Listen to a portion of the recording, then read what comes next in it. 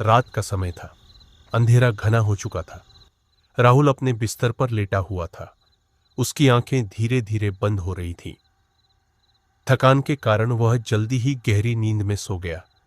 तभी अचानक उसे एक अजीब सी आवाज सुनाई दी। वह धीरे धीरे तेज हो रही थी। राहुल ने आंखें खोली, लेकिन वह अपने कमरे में नहीं था। वह एक अंधेरी सूनी गली में खड़ा था। चारों तरफ सन्नाटा था। केवल उसकी सांसों की आवाज ही सुनाई दे रही थी। उसने आगे बढ़ने की कोशिश की, लेकिन उसके पैर जमीन से चिपके हुए थे। तभी उसे पीछे से कोई चलने की आहट सुनाई दी। धीरे धीरे वह आवाज नजदीक आ रही थी। राहुल का दिल तेजी से धड़कने लगा। उसने पीछे मुड़कर देखने की कोशिश की, लेकिन उसकी गर्दन हिल नहीं रही थी। अचानक एक ठंडी हवा का झोंका उसके गले से लगकर गुजरा। राहुल ने चीखने की कोशिश की, लेकिन उसके मुंह से आवाज ही नहीं निकल रही थी। वह बेबस होकर वहीं खड़ा रह गया। तभी उसने महसूस किया कि कोई उसके कंधे पर हाथ रख रहा है। राहुल का दिल धड़कने लगा। वह पीछे मुड़ना चाहता था, लेकिन उसका शरीर जैसे जम गया हो। कंधे पर पड़ा हाथ ठंडा और भारी था, जैसे किसी ने बर्फ का टुकड़ा रख दिया हो। धीरे धीरे वह हाथ उसकी गर्दन की तरफ खिसकने लगा। राहुल ने आंखें मूंद ली। वह चाहता था कि यह सब खत्म हो जाए। तभी उसे लगा जैसे कोई उसके कान में फुसफुसा रहा हो। जग जाओ। वह झटके से बिस्तर पर बैठ गया। पसीने से उसका शरीर भीगा हुआ था। उसने चारों तरफ देखा। वह अपने कमरे में सुरक्षित था, लेकिन तभी उसने महसूस किया कि उसका कंधा अभी भी ठंडा था।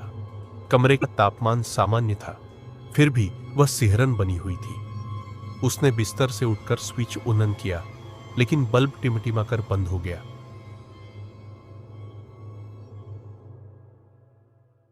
अंधेरे में उसे लगा जैसे कोई उसके बिस्तर के पास खड़ा है। वहां कोई नहीं होना चाहिए था। फिर भी उसे साफ साफ सांस लेने की आवाज सुनाई दे रही थी, अपनी खुद की सांसों से अलग। धीरे धीरे उसकी नजर अंधेरे में समायोजित होने लगी। तभी उसने देखा कि उसके कंबल के नीचे कुछ हिल रहा है। राहुल की सांसें तेज हो गई।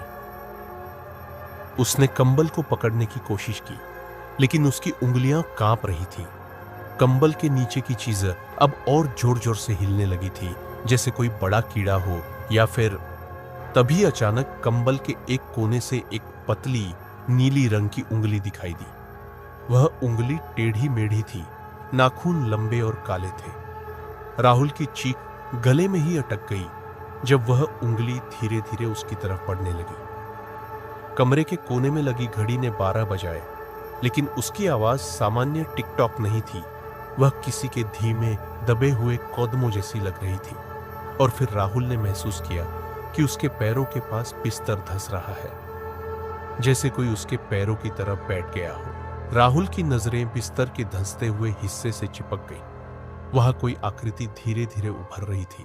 पहले गूंथे हुए बालों का गुच्छा, फिर एक पीला सूजा हुआ चेहरा जिसकी आंखों की जगह खाली गड्ढे थे। वह चीज उसकी तरफ मुड़ी और राहुल को लगा जैसे उसके बिना आंखों वाले गड्ढे भी उसे देख रहे हों। कमरे की हवा में अचानक सड़े हुए मांस की बदबू फैल गई। राहुल के कानों में एक कर्कश फुसफुसाहट गूंजने लगी। तुम मेरा इंतजार कर रहे थे ना? वह आवाज उसके अपने दिल की धड़कनों के साथ मिलकर अजीब सी गूंज पैदा कर रही थी।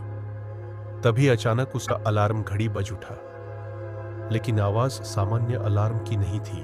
वह उसी कर्कश फुसफुसाहट में बज रहा था जो अब चीख में बदलती जा रही थी। राहुल ने अपने चेहरे पर गिरते पसीने को महसूस किया। अलार्म की वह भयानक आवाज अब पूरे कमरे में गूंज रही थी, दीवारों से टकराकर वापस लौटती हुई। अचानक उसने देखा कि उसके बिस्तर के चारों ओर काली छायाएं इकट्ठा हो रही हैं, धीरे धीरे उसकी तरफ बढ़ती हुई। उसकी नजर खिड़की पर पड़ी। इस कहानी को इस समय के लिए यही पर एंड करते हैं। यह वीडियो का पार्ट 1 है।